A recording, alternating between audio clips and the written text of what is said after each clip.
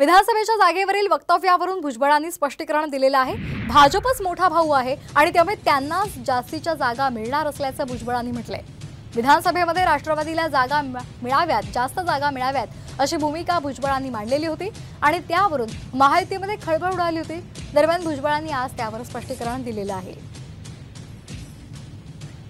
फडणवीस साहेबांनी जी कमेंट केलेली आहे त्याचं मी स्वागत करतो की बरोबर आहे। भाजप हा मोठा पक्ष आहे, बिग ब्रदर आहे आमच्या महायुतीमध्ये, त्यामुळे त्यांना जास्तच जागा मिळणार। आता एवढा का मी काय मूर्ख नाही की त्यांना कमी जागा द्या ना आम्हाला जास्त जागा द्या असं सांगणारा। त्यांना जास्त जागा मिळणारच आणि त्यांना त्या दिल्याच पाहिजे। लोकसभा निवडणुकीमध्ये भाजपने 400 पारचा नारा दिला असला तरी त्यावरून महायुतीमध्ये खडाखडी सुरू आहे। 400 पारच्या नाऱ्यामुळे मतदारांमध्ये संविधान बदलासंदर्भात चुकीचा संदेश गेला असं छगन भुजबळांनी म्हटलं। तर निलेश राणे यांनी छगन भुजबळांना खडे बोल सुनावलेत। छगन भुजबळांना आवरावं, युती बिघडवण्याची भाषा सहन होत नाही अशी टीका निलेश राणे यांनी केली आहे।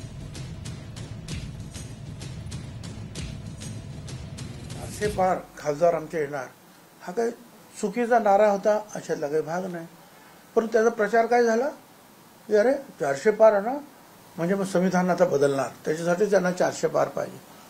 खरं म्हणजे मोदी साहेबांनी सुद्धा त्याच्या 15 मिनिटं जे आहेत एका चॅनलवर भाष्य केलं किंवा तसं काही नाही आहे, परंतु प्रचार व्हायचा तो झाला आणि त्याचा परिणाम काय व्हायचा तो आता आपण पाहतो किंवा मतपेटीमध्ये सुद्धा दिसेल आपल्याला। अलायन्स पार्टनर आपण ज्यांना म्हणतो, अलायन्स पार्टनरनी पण त्याच भूमिकेमध्ये राहिलं पाहिजे की नेते ठरवतील आपण कोणाचा स्ट्राईक रेट आता असावा, मग 400 पारची घोषणा कशी नेगेटिव्ह झाली हे काय आत्ताची वार्ता नाही, असू शकत नाही।